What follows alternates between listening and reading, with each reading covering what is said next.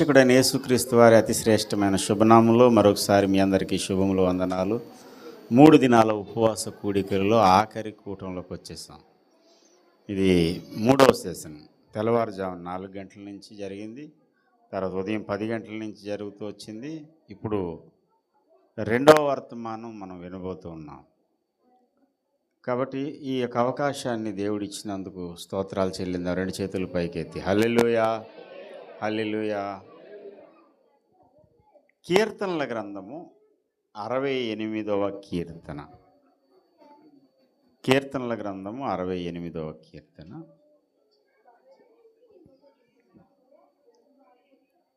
అరవై 68వ కీర్తన 30వ చరణం. రెల్లులోని మృగమును, ఆబోతుల గుంపును, దూడల వంటి జనులను లొంగి వెండి కడ్డీలను తెచ్చునట్లుగా వాటిని గద్దింపుము. కలహప్రియులను ఆయన చెదరగొట్టి ఉన్నాడు. మరలా చదువుతున్నాను, వినండి. రెల్లులోను మృగమును, ఆబోతుల గుంపును, దూడల వంటి జనములను లొంగి వెండి కడ్డీలను తెచ్చినట్లుగా వాటిని గద్దింపుము. కలహప్రియులను ఆయన చెదరగొట్టి ఉన్నాడు. దేవుడి పరిశుద్ధ వాక్యం ద్వారా మనందరితో మాట్లాడినట్లుగా మనం ప్రార్థన చేద్దాం. ప్రేమగల మా యేసయ్య, పరిశుద్ధుడా, నీ ఘననామానికి వేలాది వందనాలు. నీ స్వరమును మాకు వినిపించు, నీ ముఖ దర్శనం మాకు దయచి. లేచి మా ఇంటికి వెళ్ళే సమయం అవుతుంది నాయన. తేటగా మాట్లాడండి. నీ స్వరము చేత మా హృదయాలు తృప్తిపరచండి. యేసు పుణ్యనామమున వేడుకుంటున్నాం పరమ తండ్రి. ప్రభువునందు ప్రియమైన దేవుని బిడ్డలారా, ఎన్నో వచనాలు బైబిల్ గ్రంథంలో ఉన్నాయి. ఈ వచనం చాలా డిఫరెంట్గా ఉంది. మొదట ఈ వచనంలో ఏమేం విషయాలు ఉన్నాయో మొదట ధ్యానం చేద్దాం, మొదట చూద్దాం. ఏం విషయాలు ఉన్నాయంటే, మొదటిది రెల్లులోని మృగం అంట. రెల్లులోని మృగం ఏంటి సార్? అదేదో తర్వాత చూద్దాం. రెల్లులోని మృగం ఏంటో చూద్దాం. ఇక్కడ రెండో విషయం చెప్పాడు, ఆబోతుల గుంపును. తర్వాత ఏమన్నా, దూడల వంటి జనములను ఏం చేయాలట? లొంగి వెండి కడ్డీలను తెచ్చున్నట్లుగా వాటిని గద్దింపు. దేవుడు ఏం చేయాలట? ఒకదాన్ని గర్దించాలి. దేన్ని గర్దించాలి అంటే ఒకదాన్ని కాదు, అక్కడ బహువచన సంబోధన ఉందంటే వాటిని. వేటిని గర్దించాలి? దూడలను, ఆబోతుల గుంపును, మృగమును. ఈ మూడిటిని ఆయన గర్దించాలి. ఆ గర్దించడం ద్వారా ఇంకేం జరుగుతుందంటే, కలహప్రియులను ఆయన చెదరగొట్టి ఉన్నాడు. సార్ శుభమా అంట. 3 రోజులు దేవుని సన్నిధిలో ఉపవాసంతో గడిపాం.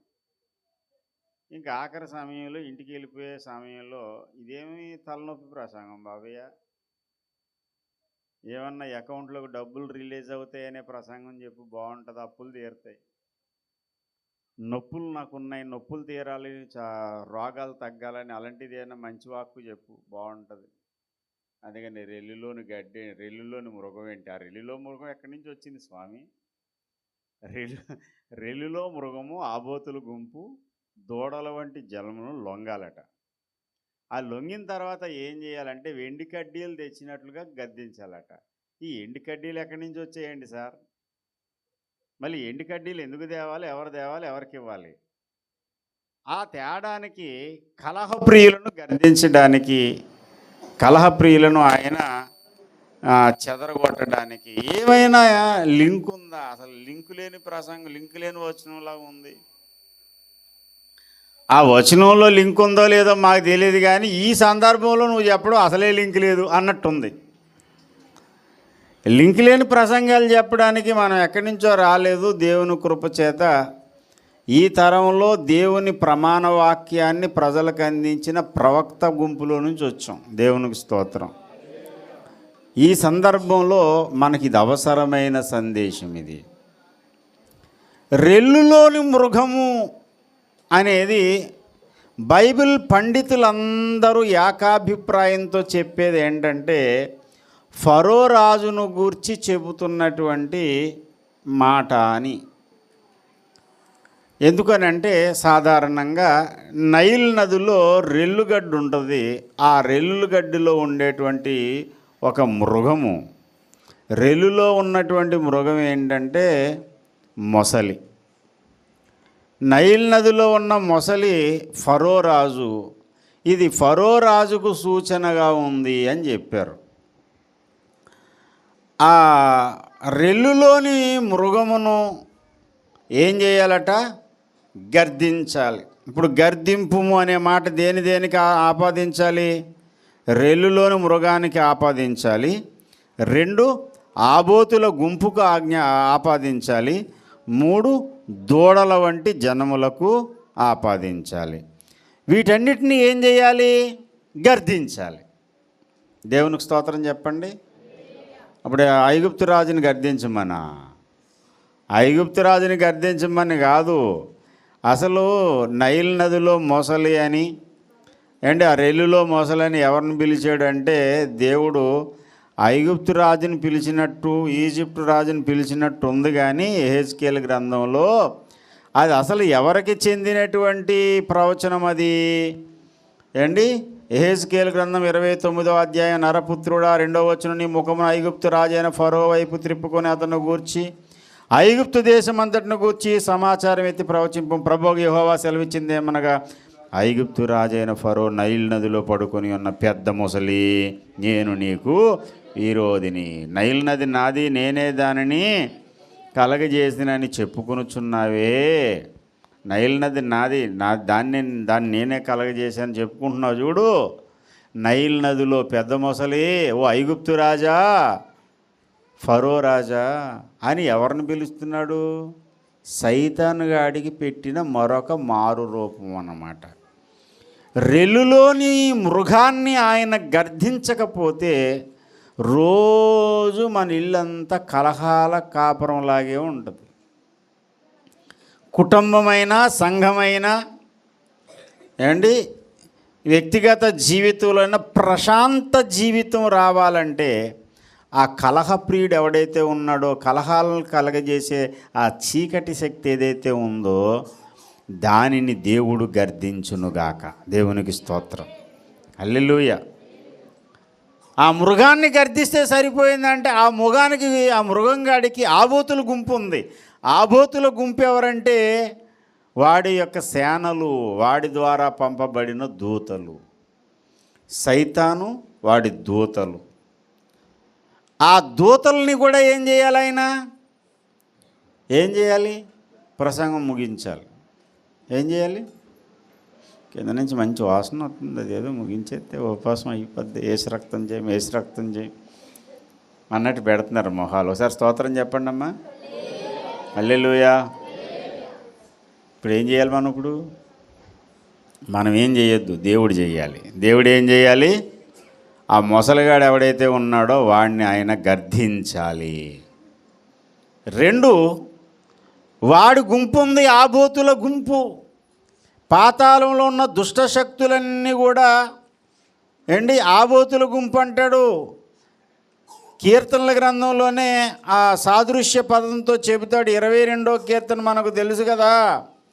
22వ కీర్తనలో 12వ వచనం చదవండి. వృషభములు అనేకములు నన్ను చుట్టుకొని ఉన్నాయి. భాషాను దేశపు బలమైన వృషభములు నన్ను ఆవరించి ఉన్నవి. వృషభము అన్న ఎద్దు, ఆబోతు కూడా ఎద్దే. అవి ఎక్కడున్నాయనంటే పాతాళంలో ఉన్న వృషభాలు. అంటే ఏమి లేదు సార్, ఇది సాదృశ్య భావంతో చెప్పాడు కనుక దెయ్యాలు, సాతాను దూతలు మనల్ని ఏవైతే నెమ్మది లేకుండా చేస్తున్నాయో వాటన్నిటికీ పెట్టబడిన పేరు ఏం పేరు? ఆబోతుల గుంపు. దీనికి హెడ్ ఆఫ్ ద డిపార్ట్మెంట్ ఎవడంటే ఆడే ఆ రెల్లులో ఉన్న మృగము. సైతాన్ గాడికి వాని యొక్క దూతలకు దేవుడు మంచి పేర్లు ఎక్కడ పెట్టడు. ప్రకటన 13 అధ్యాయంలో ఏముంది? క్రూర మృగము. అంతిమాబద్ధ క్రీస్తు పేరు ఏం పేరు? క్రూర మృగం. సైతాన్ గాడికి ఇంకో పేరు ఆదిమ ఘటసర్పం. ఘటసర్పము అండ్ అపోల్లోయోను అండ్ ఇలాంటి నీచాతి నీచమైన దుష్టనామాలన్నిటికీ ఏకైక అర్హుడు ఎవడంటే వాడే. వాడిని ఏం చేయాలి దేవుడు? నా పిల్లల దగ్గరికి వెళ్ళడానికి వీల్లేదు నువ్వు అని ప్రభు గర్దించాలి. అప్పుడు నీ కుటుంబం దగ్గరికి కానీ సంఘం దగ్గరికి కానీ రానే రాదు. ఇప్పుడు వచ్చే ప్రతి గలిబిలికి నేను చెప్పాను 5 విషయాలు చెప్పాను. ఒకటి ఏంటంటే వ్యభిచారము, విగ్రహారాధన, వ్యభిచారము, ప్రభువును శోధించడం, తర్వాత సనగడం, ఆ తర్వాత గర్వం. వీటన్నిటికీ మూలాధారుడు ఎవరు? ఆ రెల్లిలోని మృగంగాడే. ఆ రెల్లిలో మృగంగాడు ఏం చేస్తాడంటే వచ్చి జాగ్రత్తగా నేను కెలుకుతాడు. ఇదిగో బోల్డ్ RCM చర్చిలు పెద్ద పెద్ద గుళ్ళు ఉన్నాయి. తప్పేటి పాపం ఏంటి? పాపం కాదు, చెయ్యి ఆయన విగ్రహారాధన వైపు నడిపిస్తాడు. దేవుని కంటే ఏది పాపాన్ని ఎక్కువగా ప్రేమించేలాగా, కొన్ని వస్తువుల్ని విగ్రహంగా మార్చేలాగా నీ మనసును వాడు మెల్ట్ చేస్తాడు. వాడు ఇదంతా వాడి యొక్క ప్రమేయం, వాడి యొక్క చర్యలు. కాబట్టి వాడిని గద్దించాలి. వాడి యొక్క ప్రమేయం చేత పడిపోయిన దేవదూతల గుంపు ఏదైతే ఉందో ఆబోతుల గుంపు, ఆ ఆబోతుల గుంపు తర్వాత ఇంకేమన్నాడంటే దూడల వంటి జనం. దూడల వంటి జనం అంటే ఎవరో తెలుసా?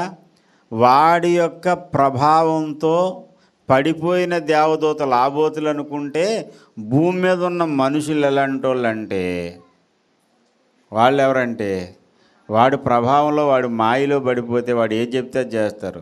ఇప్పుడు మణిపూర్లో అంత నిర్దాక్షిణ్యంగా ఆడపిల్లల్ని అలా ఊరేగించి అంత నిర్దాక్షిణ్యంగా చేశారే, అది ఎవరు జరిగించారు? అది సైతాను వశంలోకి వెళ్ళిపోయారు. పాతాళ శక్తులు, దెయ్యాలు రాలేదు. దెయ్యాల్లో మనుషుల్లోకి దూరిపోతే ఆ మనుషులు వాడు తైతక్కలు ఆడిస్తే ఆడారు, వాడు మాట్లాడిస్తే మాట్లాడారు, వాడు చెయ్యెత్తమంటే ఎత్తారు, వాడు కొట్టమంటే కొట్టారు. ఏంటి ఎలకల్ని బల్లుల్ని చంపినట్టు మనుషుల్ని చంపారు. ఇంత దుర్మార్గమైన కార్యము చేయడానికి కారణము దూడల వంటి మనుషులు. వీళ్ళందరూ ఏమవ్వాలంట? లొంగాలట. దేవునికి స్తోత్రం. దేవుడు గర్దించాలి, వీళ్ళందరూ దేవునికి లొంగాలి, దేవుని పిల్లలకు లొంగాలి. లొంగి ఏం చేయాలి? వెండి కడ్డీలు తీసుకురావాలి. వెండి కడ్డీలు తీసుకురావడం ఏంటి సార్? పూర్వదినాలలో ఎవడైనా నేను అవుట్ అయిపోయాను, నీతో ఎదురాడి పోరాడే శక్తి నాకు లేదు సార్, నీకు నేను బానిసనని చెప్పడానికి ఏం చేస్తారంటే కప్పము చెల్లించాలి. ఈ కప్పం అనేది దేనితో తీసుకొస్తారంటే వెండిని తీసుకొస్తారు. ఆ దినాల్లో డబ్బులు, కరెన్సీ నోట్లు లేవు. ఇప్పుడు కాగితం ముక్కలు పట్టుకొని అదే డబ్బులు అనుకొని మనం మురిసిపోతుంది. ఇదంతా చిన్నపిల్లాటలా ఉంటుంది. నాకు ఒకసారి నరేంద్ర మోడీ గారు మొదటిసారి ఎక్కినప్పుడు కరెన్సీ నోట్లు మార్చేశాడు కదా. ఆ మార్చేసిన పాత నోటు, ఇది కొత్త నోటు, ఇది పాత నోటుకి విలువ లేదా? ఇది మారదా? ఈ కాగితం మారుతుందా? ఇది కాగితమే కదా. చాలా విచిత్రం అనిపించింది. ఆ 2 నిమిషాలు నాకు అన్ని కాగితం ముక్కలే అనిపించింది. మొత్తం అంతా వేస్ట్ అంతా. అది అబ్బరంగా 2000 రూపాయల నోటు శుభ్రంగా అబ్బరంగా దాచుకున్నాం. అది మార్చేసాడు అనుకోండి, మళ్ళీ మా నోటికి మళ్ళీ ఎక్కిందంటే తెక్క మళ్ళీ అది మార్చేస్తాడు. అది మార్చేస్తే ఏమవుతుంది? అది కూడా పనికిరాని కాగితం ముక్కే. కాగితం ముక్కలు కాక పూర్వకాలంలో ఏం మార్చేవారు? వెండి కాసులు ఇవ్వడానికి కొలత ఎక్కువ సరిపోదు కాబట్టి రాజ్యం అంతా మరి కప్పం చెల్లించడానికి వెండి కాసులు కాక కడ్డీలు తీసుకొచ్చి ఇచ్చేవారు అన్నమాట కప్పముగా. నీ మీద ఎవడు అధికారం చేయాలనుకున్నాడో వాడంతా నీకు బానిస అయిపోతాడు. దేవునికి స్తోత్రం కలుగును గాక. సైతాను శక్తులు నిన్ను ఆడించడం కాదు, వాటిని నువ్వు ఆడిస్తావు. ఎవడోరా నువ్వు, పో యేసు నామములో అని అధికారము కలిగిన స్థితిలో దేవుడు నిన్ను ఉంచునుగాక. దేవునికి స్తోత్రం. అది ఇక్కడ ఈ కీర్తన భాగంలో రాయబడినటువంటి మాటలు. ఆ రీతిగా జరిగినప్పుడు ఏమవుతుందనంటే 31, 32 వచనాలు, ఐగుప్తులో నుండి ప్రధానులు వచ్చేదరు, కూషీలు దేవుని తట్టు తమ చేతులు చాచుకొని పరిగెత్తుకుని వచ్చేదరు. భూరాజ్యములారా దేవుని గూర్చి పాడుడి, ప్రభువుని కీర్తించుడి. దేవునికి స్తోత్రం కలుగునుగాక. ఏమండి, ఈ అధికారము కలిగిన స్థాయిలో దేవుడు మనలను ఉంచునుగాక. ఏమండి, ప్రధానులందరూ ఐగుప్తులోని ప్రధానులు వస్తారు, కూషీలు దేవుని తట్టు తమ చేతులు చాచుకొని పరిగెత్తుకొని వస్తారు. ఏంటి, ఎప్పుడు వస్తారంటే వాడి అధికారం కింద నువ్వు ఉన్నప్పుడు కాదు, నువ్వు అధికారివై వాడిని నీ కాళ్ళ కింద దేవుడు పెట్టినప్పుడు బయట వాళ్ళు నీ దగ్గరకు వస్తారు, దేవుని దగ్గరికి వస్తారు. దేవునికి స్తోత్రం. అటువంటి ప్రభావము కలిగిన స్థానంలో దేవుడు మనల్ని ఉంచునుగాక, అధికారము కలిగిన స్థానంలో దేవుడు ఉంచునుగాక. కలహప్రియులను ఆయన చెదరగొట్టునుగాక. సంఘంలో కలహాలు రేపాలని చూసే దెయ్యాలు కానీ, కుటుంబంలో కలహాలు రేపాలని చూసే దెయ్యాలు కానీ, సమాజంలో కలహాలు రేపాలని చూసే దెయ్యాలు కానీ అన్నీ నీ కాలు కింద ఉండునుగాక. సమాధానకర్తయగు దేవుడు సాతాన్ని శీఘ్రముగా, అది చక్కని మాట, నీ కాళ్ళ కింద చితక అలా త్రొక్కించడం ద్వారానే మనము పూర్ణ శాంతి గలవారం అవుతాం. సంతోషంగా ఐక్యంగా దేవుని పని చేసుకుని దేవుని యొక్క రాజ్య వ్యాప్తి కొరకు సాగిపోతాం. అట్టి కృప పరిశుద్ధాత్మ దేవుడు మనందరికీ సమృద్ధిగా అనుగ్రహించునుగాక. ఆమేన్, ఆమేన్, ఆమేన్. హల్లెలూయా. అందరూ మరొకసారి దేవునికి స్తోత్రాలు చెల్లిందాం. లేచి నిలబడదాం. దేవుని